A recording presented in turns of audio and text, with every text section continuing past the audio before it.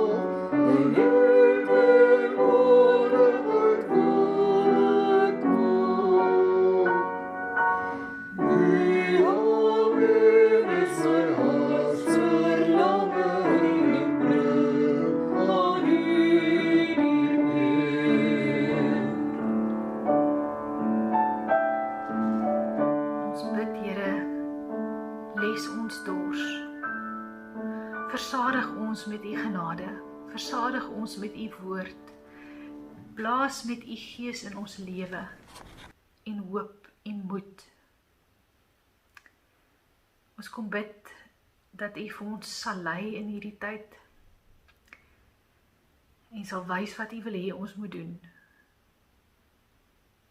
In ons eie lewens, maar ook in die lewens van die mense rondom ons, en almal wat u oor ons pad bring. Spreek, Here, want u kinders luister. Amen.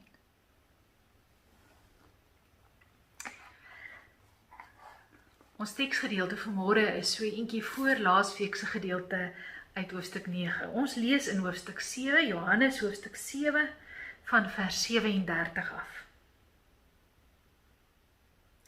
En op die laaste dag, die groot dag van die fees, het Jesus gaan staan en uitgeroep: As iemand dors het, laat hy na my kom en drink. Hy wat in my glo, soos wat die skrif sê, strome lewende water sal uit sy binneste vloei. Dit het hy van die Gees gesê, wat die wat in hom glo sou ontvang. Die Gees was immers nog nie daar nie, omdat Jesus nog nie verheerlik was nie. Sommige uit die skare wat hierdie woorde gehoor het gesê, hy is waarlik die profeet. Ander het gesê, hy is die Christus.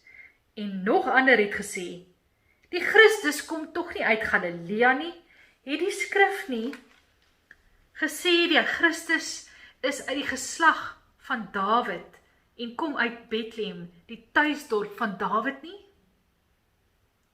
Daar het toe oor hom verdeeldheid onder die skare gekom, en sommige van hulle wou hom arresteer, maar niemand het 'n hand op hom gelê nie. Toe het die tempelwagte teruggegaan na die leierpriesters en die fariseërs, en die het vir hulle gevra, waarom het julle hom nie gebring nie? Die tempelwagte het geantwoord, nog nooit het 'n mens so gepraat nie. Die fariseërs sê toe vir hulle, julle is tog nie ook mislei nie? Nie een van die leierpriesters of van die fariseërs het tog in hom geglo nie. Maar hierdie spul, wat die wet nie ken nie, vervloek is hulle.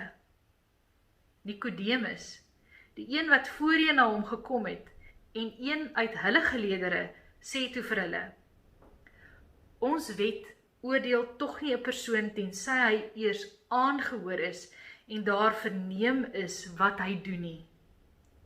Hulle het hom geantwoord, is jy tog nie ook uit Galilea nie? Gaan dit maar na, jy sal sien, geen profeet is afkomstig uit Galilea nie. Tot sover die woord van die Here. 'n Mens leef nie net van brood alleen nie, maar van elke woord wat uit die mond van God kom. Amen. In die Joodse kultuur is daar 3 groot pelgrimstogfeeste, waarin Jode opgegaan het na Jerusalem toe om daar te aanbid. En een van hulle was die fees van die tabernakel, of partykeer ook genoem die loofhuttefees. Dit was in die herfs gewees, dit was 'n tipe van 'n dankfees, om dankie te sê vir die oes, en vir die sorg van die Here, en dat die Here vir hulle behuising gegee het, nadat hulle geswerf het deur die woestyn vir 40 jaar. In die begin van hoofstuk 7, kry ons Jesus nadat hy 'n hele klompie wonderlike goed gedoen het, en sy broer sê vir hom, gaan Jerusalem toe, gaan ry op hierdie sukses, en gaan kondig jouself daar aan, go and make a stand. En Jesus wys hulle dan skerp tereg, en hy sê, dis nou nog nie die tyd nie. Maar dan gaan hy tog so stil Jerusalem toe. En is hy dan in Jerusalem vir die fees van die tabernakel. Nou, op die laaste dag van hierdie fees, sou die priester, wat daarvoor aangewys is, gegaan het na die Siloam-bad toe, waarvan ons dan nou later in hoofstuk 9 lees met die blinde man.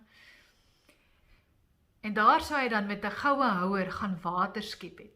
Die water sou hy gedra het tot by die tempel, en langs die altaar in 'n silverbak sou hy dit stadig ingegooi het. Terwyl kore sing en mense musiek maak van vreugde en opgewondenheid. En terwyl hy dan nou die water so ingooi, dan sou hy ook tradisioneel gebid het vir reën en vir die sorg van die Here. Sommige tradisies verbind juis hierdie gooi van die water met die Heilige Gees. Dit is op hierdie dag, op die laaste dag van die fees van die tabernakel, wat Jesus dan nou hierdie woorde sê. As iemand dors het, laat hy na my toe kom en drink. Hy wat in my glo, soos die skrif sê, strome lewende water sal uit sy binneste vloei. Die teks sê dat dit hier oor die Heilige Gees gaan.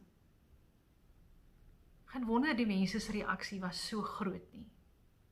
Hulle het of met entoesiasme gereageer, dat wat hy doen iets besonders is, of hulle was erg skepties en ontstel daaroor. Wanneer ek hierdie woorde van Jesus hoor, dan kom daar 2 liedere by my op. Die eerste een is 'n lied van Annelies Wiet, wat sy gesing het, jy is geseën om te seën, jy het gekry om te gee.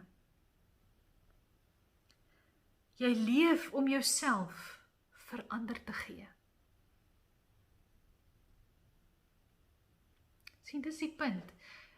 Ons dink baie keer, wanneer Jesus kom water gee, of wanneer hy kom brood gee, dat hy dit vir ons kom gee. En dit is so.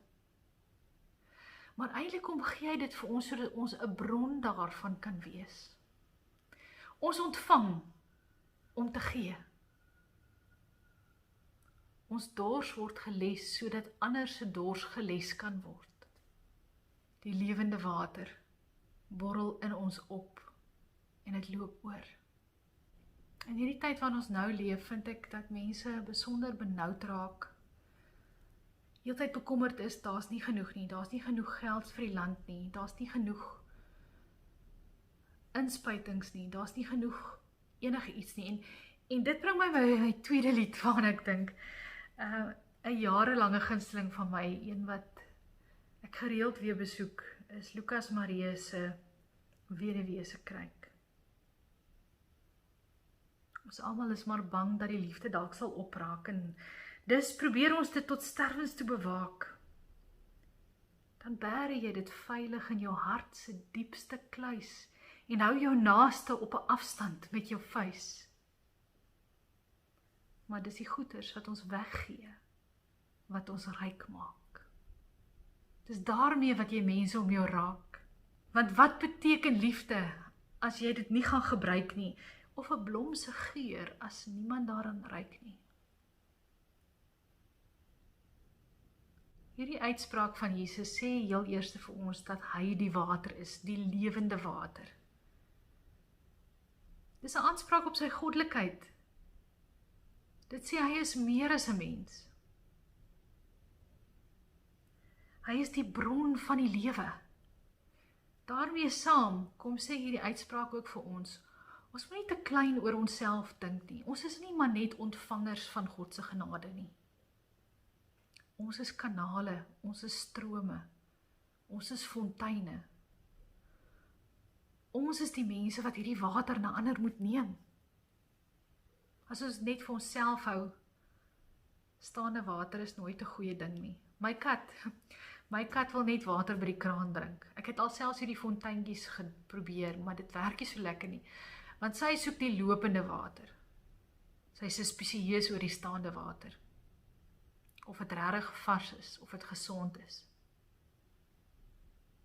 Ons is die bron waar ander hierdie lewende water vind, die hoop, die lewe, die versadiging. Ons is 'n fontein, maar die fontein word gevoed deur die aar van die lewe, wat onder deur hardloop. En daarom borrel die fontein uit. Ons kan dit nie vir onsself hou nie. Dit is nie werklik ons eie nie. Ons besit dit nie, dit besit ons. Ons moet dit verantwoordelik deel om lewe te gee. En dit gee sin aan ons lewens, wanneer ons deel. Dis die goeders wat ons weggee, wat ons ryk maak. Natuurlik het hierdie uitspraak van Jesus weer onmin veroorsaak. Die Jode beklei onder mekaar oor hom. Dis een van die onderliggende temas, die strome in die evangelie van Johannes. Hierdie familietwis tussen die Jode oor wie Jesus is. En Nikodemus hy is die versinnebeelding daarvan. Hy is die ene wat te midde van sy geleerdheid sê, nee, hy dink hier is iets aan die gang.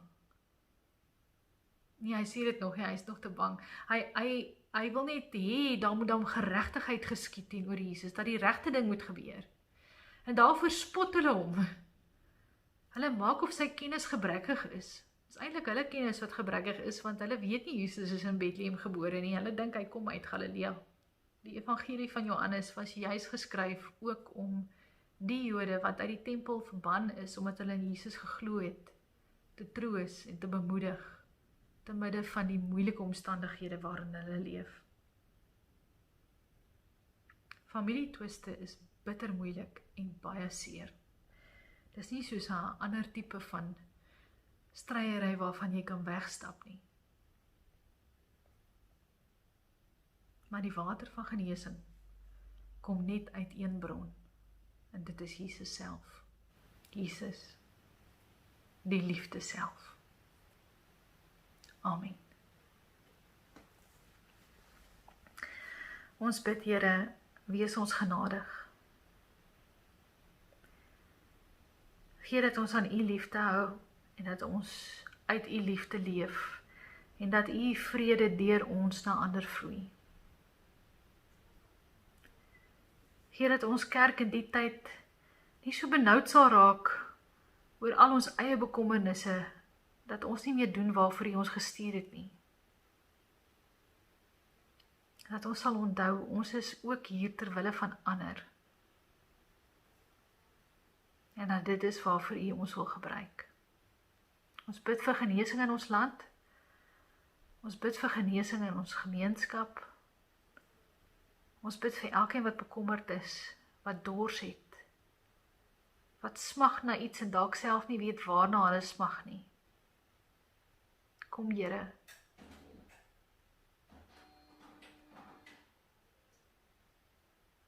Kom, Here, kom les ons dors. Kom versadig ons. Amen.